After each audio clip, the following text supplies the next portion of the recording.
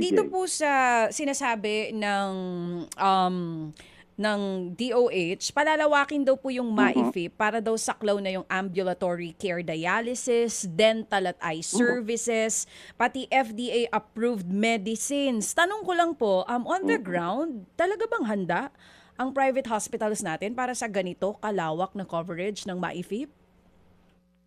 Well, actually sa amin naman po, usually, di ba po iyan ay para sa indigent and financially incapacitated persons. Yes Marami po. po talagang pasyente na ganyan, ano po. And yung pong existence ng MAIFI pwede dumaan po sa DOH or PhilHealth. Ang importante lang po sa amin, yung services na naipamigay namin, na-render namin sa aming pasyente, ay maibalik sa amin, sa private hospital. Kasi instead na ang mga pasyente po ay gagawa ng promissory note on their own, tapos wala pong katiyakan kung talaga mababayaran ito, ay mas magaling sa amin on our part na may guarantee letter because of the MAIP. Opo. So, sa madaling salita, posible naman po na talagang ganito kalawak ang serbisyo. Kaya po ito ng ating mga pribadong ospital. Ay, opo. Kasi yun nga po, may PhilHealth naman po, dadidak yan. Mm. And yung benefits nila, yung matitira lang po, kung kulang talaga, yung excess na bill, yun, pwede lang i-apply yan sa MAIP. Oo. Pati daw po yung 100% coverage ng mga doctors natin on their professional fees. Ano pong take Sana nyo po yung dito? 100%, pero presently po, 50% lang kino-cover nila. Oo. Pero madali rin po ito na maisapatupad kung sakali man po on February, kasama po ito sa mga babaguhin sa guidelines?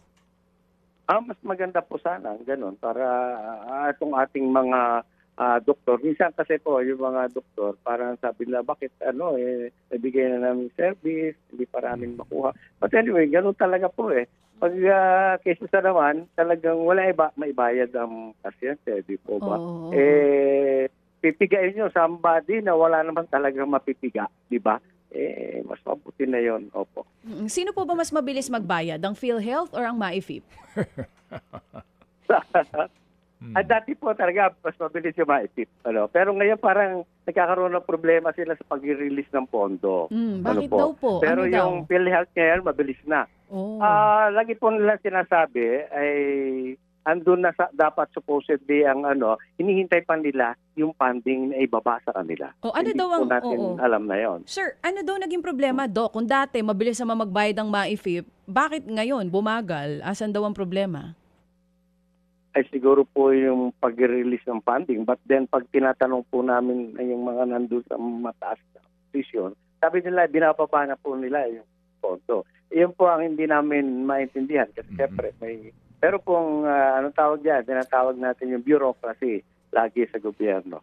Mga kapatid, brothers and sisters, saan ka pa? Dito na tayo sa totoo.